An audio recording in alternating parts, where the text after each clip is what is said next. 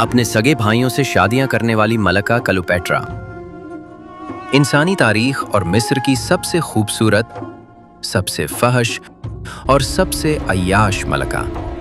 तारीख कहती है क्लियोपेट्रा सिर्फ इक़्तिदार की भूखी नहीं थी, वो इक़्तिदार के लिए मौत बांटने वाली औरत थी। उसके तख्त के रास्ते में जो भी आया वो जिंदा नहीं बचा।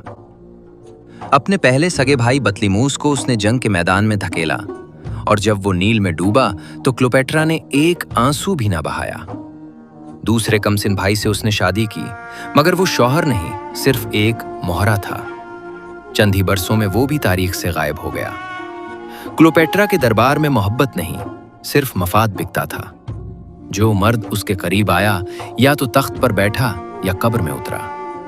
जूलियस सीजर, दुनिया का सबसे औकतवर इंसान, उस औरत के बिस्तर से रोम की सियासत चलाने लगा और चंद ही बरस बाद अपने ही दोस्तों के हाथों कत्ल हो गया।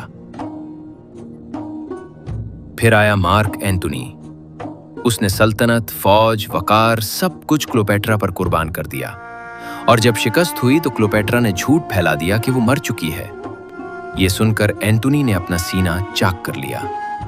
लेकिन सबसे भयानक सच ये है कि क्लियोपेट्रा ने खुद मरने से पहले जहर, सांप और गुलामों पर तजर्बात करवाए, ताकि मालूम हो सके कौन सी मौत सबसे कम तकलीफ देती है। गुलाम चीखते रहे, तड़पते रहे, मरते रहे, और मलका नखोशी से मौत का इंतखाब करती रही।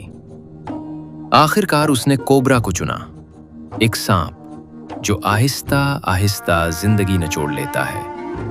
यूं एक औरत जो खुद को देवी कहलवाती थी, तारीख में इक़्तिदार, हवस और खून की अलामत बन गई। आज की दास्तान हयात एक ऐसी ज़हीन, हसीन और जंगजू औरत की है जो सिर्फ मिस्र की नहीं बल्कि पूरी दुनिया की मलका बनना चाहती थी। वो मिस्र की मशहूर फ़िरौन मलका थी, जिसके होश रुब्बा हुस्न और क़यामत ख़ेज़ जवानी ने सल्तनत रूम के नामवर जर्नैलों को खून में रंग दिया और अज़ीमुश्शान सल्तनतों को हमेशा के लिए सफ़ाए हस्ती से मिटा दिया। हकीकत ये है, अगर मिस्र की किसी औरत को पुरस्रार और खौफनाक कहा जाए तो वो क्लियोपेट्रा ही है। क्लियोपेट्रा 69 कब्ल मसीह में अलेक्जेंड्रिया, इजिप्ट में पैदा हुई।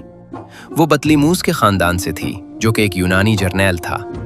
जब अलेक्जेंडर मरा तो उसकी एम्पायर उसके वुज़रा में बट गई, और इस तरह बतलीमूस ख़ानदान की मिस्र में हुकूमत शुरू हुई। वो एक तारीख साज औरत थी। कहा जाता है कि क्लियोपेट्रा रोज़ाना बकरी, गाय, हत्ता के गधी के दूध से गुस्ल करती थी, ताकि उसकी जिल्द नर्म, नाजुक और